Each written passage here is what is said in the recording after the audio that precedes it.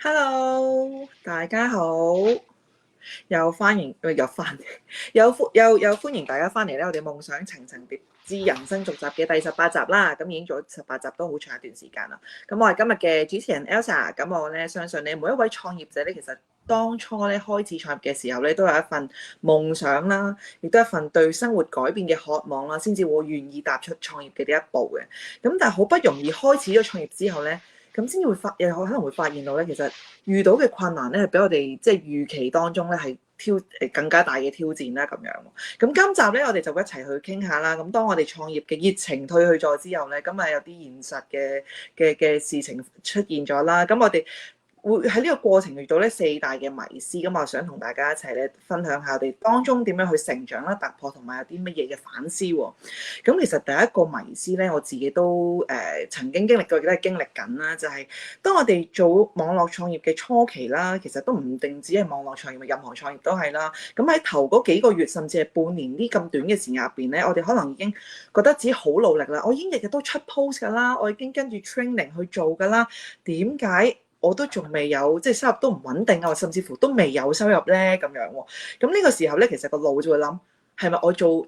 錯決定啊，或者我根本就唔啱行創業呢條路咧咁啊？我亦都好想呢個問題咧，真係想請教下 Cici 啦。你喺呢個即係網絡創業入邊咧，都經營咗5年嘅時間咁耐啦。咁你當中係有冇經歷過呢啲時間咧？咁你有經歷過嘅話，咁啊點樣去即係克服呢啲困難同埋挑戰咧？梗係有啦。咁我嚟緊6月咧，就喺呢個事業入邊咧，真係整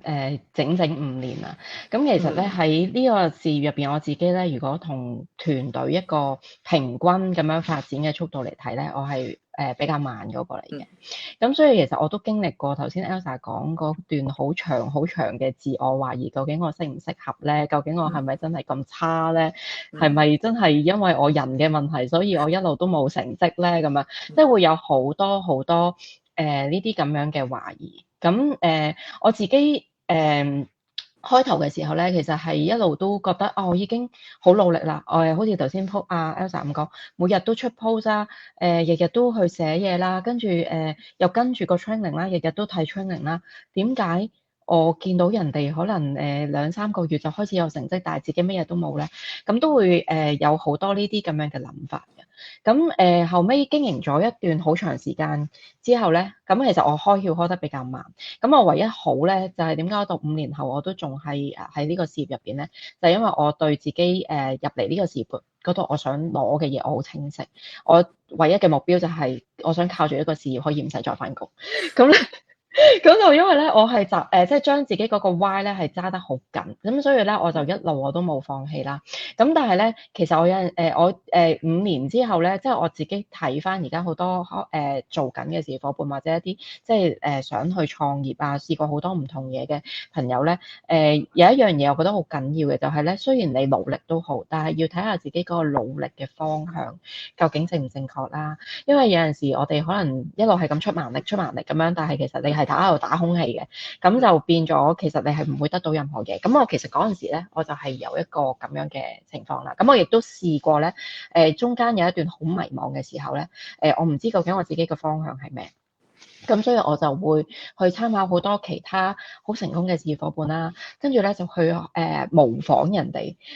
究竟佢點樣做，我就點樣做咁樣。咁希望咧可以透過即係心諗佢都得啦，即係佢用呢個方法得啦，我用呢個方法應該都得。咁但係咧好得意嘅就係我哋呢個事業咧，其實真係一個個人品牌嘅事業啦。咁最緊要就係即係我哋點樣去同觀眾去連結，究竟你呢個人係咪真係可以好真誠咁樣去同人哋分享，人哋可以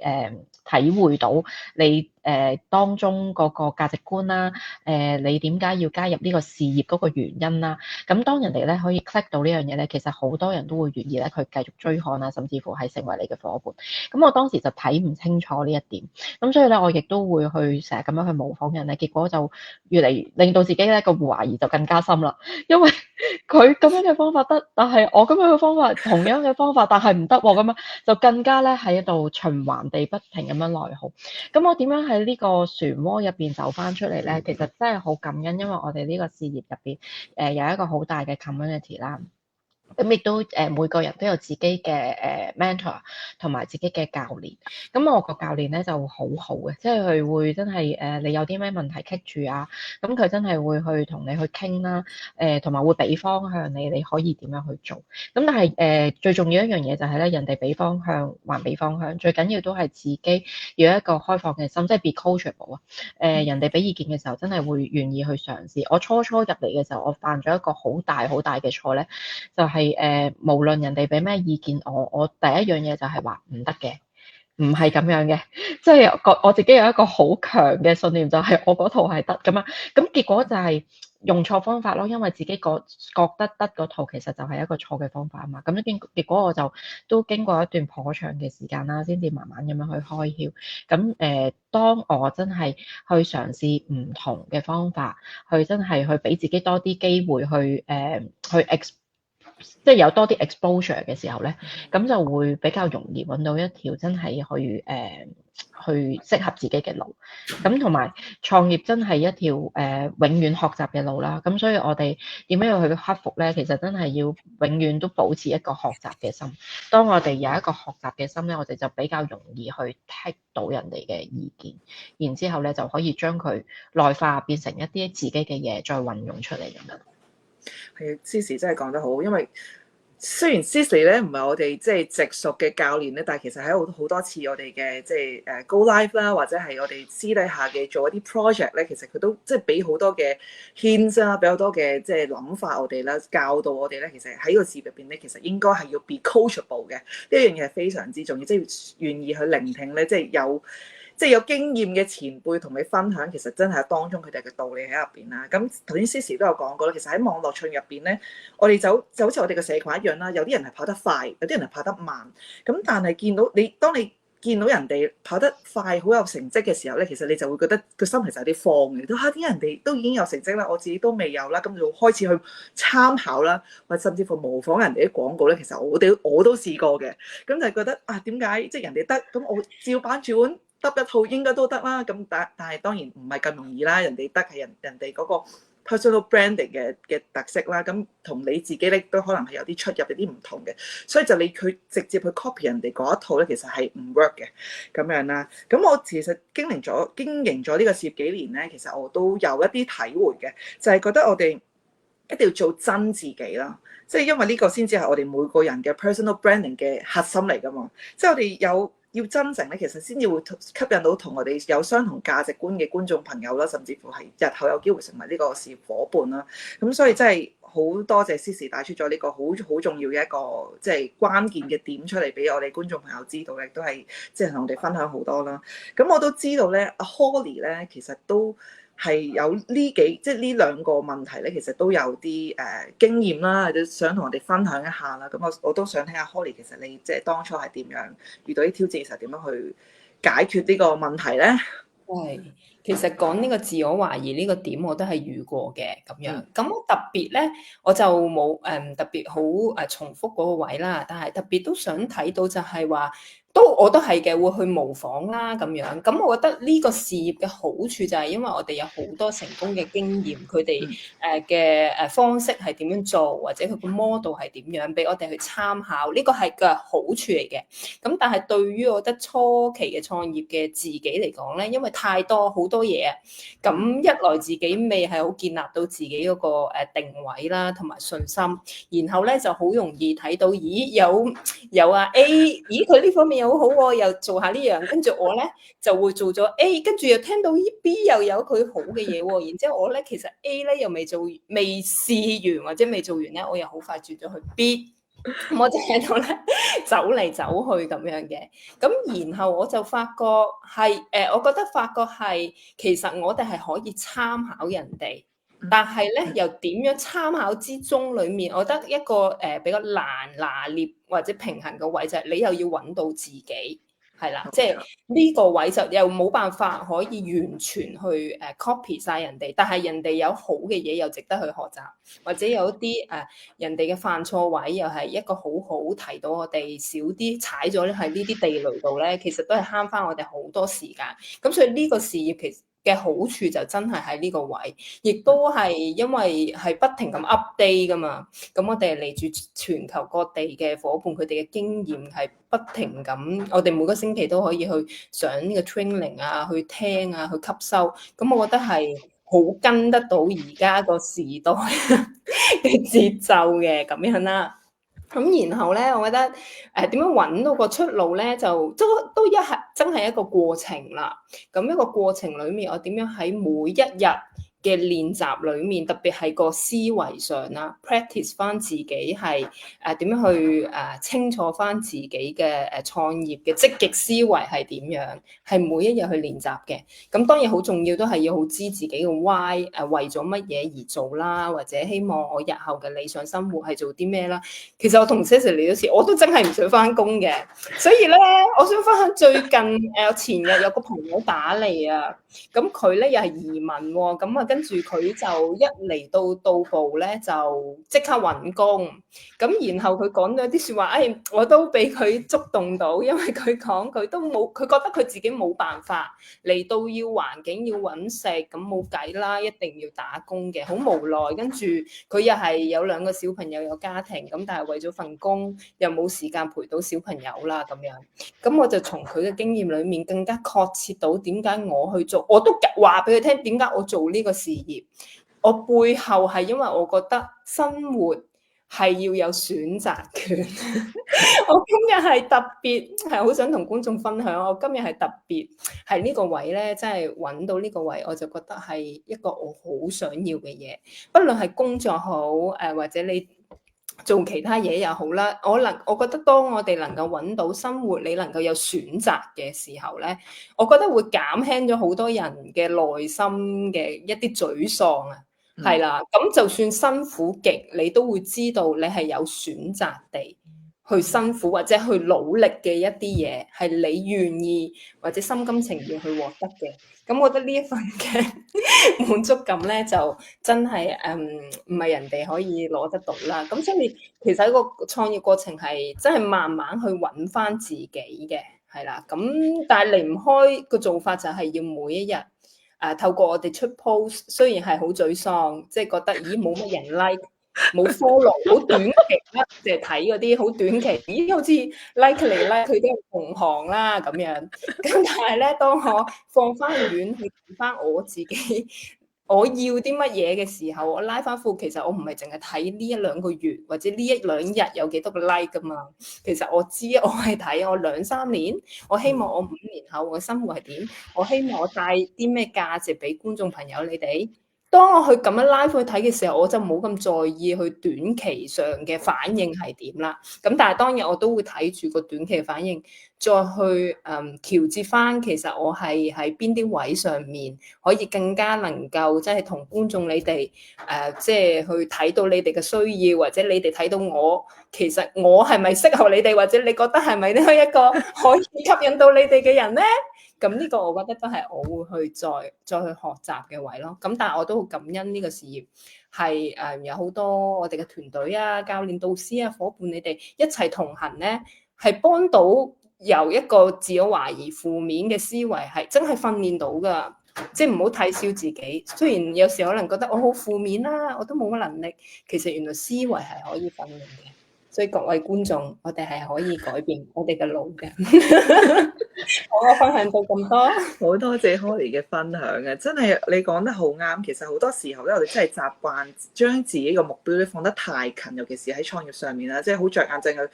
即係睇到3個月。或者係甚至乎6個月好短期嘅一啲目標，我做唔到，我就唔做啦，我就唔撈啦咁樣。咁其實唔係咁樣嘅。其實 Holly 啱啱講到，佢會將佢嘅目光咧放喺2-3年之後咧。其實 Holly 已經係一個非常之成功嘅創業家嘅特質啦，就係好多成功嘅人咧，就好似 Cici 咁樣啦。即係開頭雖然唔係咁順利嘅，但係一路堅持到5年之後咧，今日已經有好好嘅成就同成績俾到我哋大家去學習啦咁樣。其實咧，成功嘅創業者其實都會有一個，譬如係一個講緊嘅3年計劃啦，或者係5年願景咧去行呢一條創業嘅路啦咁樣。如果只係着眼於即係眼前咧，其實就好似你爬山嘅時候咧，俾粒石仔，你就我過唔到噶啦咁樣。咁其實仲咁樣仲反而容易會失敗啦，反而容易跌親啦咁樣。咁其實我哋將個目光咧，其實拉翻闊嚟睇咧，